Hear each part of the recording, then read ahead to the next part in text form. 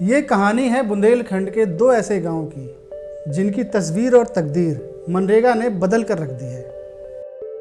ये गांव हैं हिम्मतपुरा और मीगनी। यहाँ मार्च में भी कल कल बहते पानी की आवाज़ सुनी जा सकती है। यहाँ आकर आप भूल बैठेंगे कि बुंदेलखंड में है। उस बुंदेलखंड में जो सूखा, गरीबी और पलायन के लिए दुनिया भर में बदनाम है।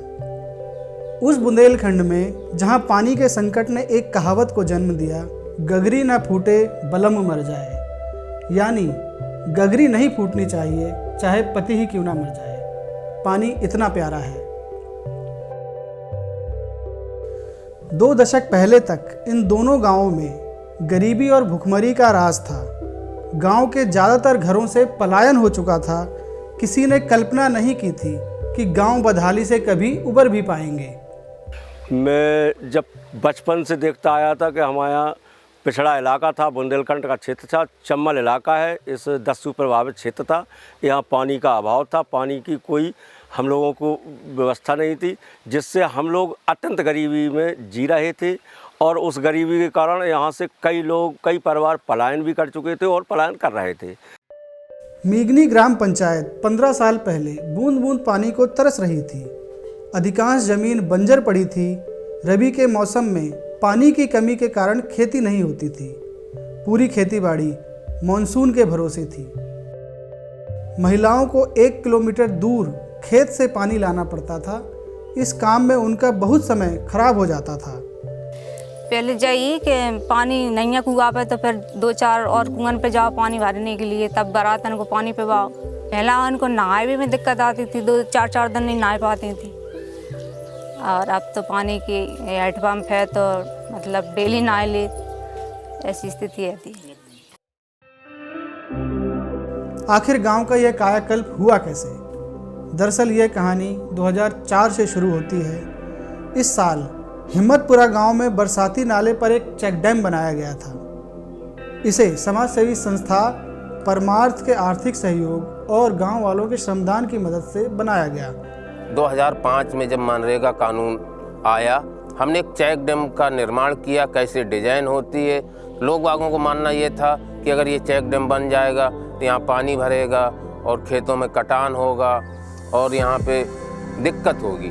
लेकिन लोगों को जब हम लोगों ने जागरूक किया, मोबिलाइज किया, जब अलवर राजस्थान में उन्होंने वहाँ के चेक डैम तालाबों को देखा, तो 1 लाख संस्था की तरफ से सपोर्ट किया गया। बाकी सामुदायिक अंशदान के द्वारा, समुदाय के श्रमदान के द्वारा वो चेक डैम का जब तैयार किया गया, तो 1 साल जब उस चेक डैम में पानी भरा रहा, तो जो हिम्मतपुरा गांव के कुआं और जो हैंडपम्प थे वो पानी बराबर गर्मियों देने लगे और वाटर लेवल बढ़ गया, जो आज भी वहाँ पे लोगों को पानी बराबर मिल रहा है।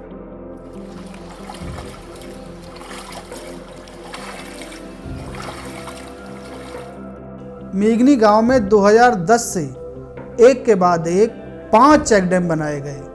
इन्हें बनाने में मनरेगा मजदूरों का सबसे बड़ा योगदान रहा। गांव में बने इन चेक डैम की बदौलत पानी रुकना शुरू हुआ।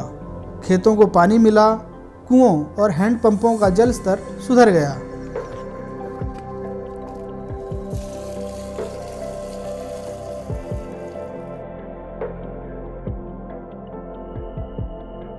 आज की डेट में इस 1 एकड़ में हमारे पास पहले पैदावार होती थी 3 कुंटल या 4 कुंटल। आज हम 12 कुंटल, 10 कुंटल, 12 कुंटल से समथिंग नॉर्मल पैदावार लेते, नहीं ज़्यादा पैदावार की अपेक्षा करते हैं। अब पानी है तो हम कर्ज से मुक्त हो गए, साहूकारों के कर्ज से मुक्त हो गए, सरकारी कर्ज, बैंक के कर्जों से मुक्ति मिली और अपनी खेतीबाड़ी करके हम अपना भरपूर जीवन यापन कर रहे।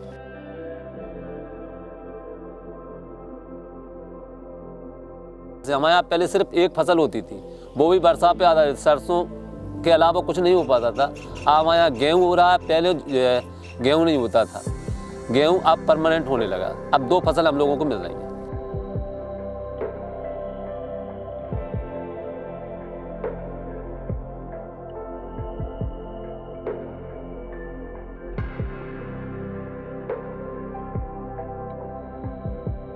गांव वालों की आय बढ़ी तो उन्होंने पक्के घर बनवा लिए। आज लगभग हर घर में भैंस है। गांव की 100% लड़कियां शिक्षित हैं और पलायन काफ़ी हद तक रुक गया है।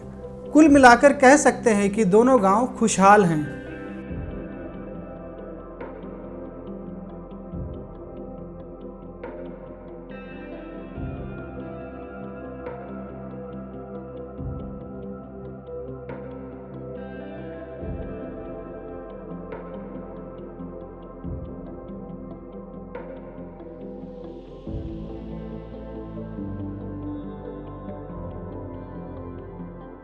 आज ये गांव मनरेगा से न केवल उभरे हैं बल्कि बुंदेलखंड के दूसरे गांव को भी रास्ता दिखा रहे हैं। मनरेगा 99% हमने तो जो उपयोग में लाया है और उपयोग किया है 99% बढ़िया है मनरेगा।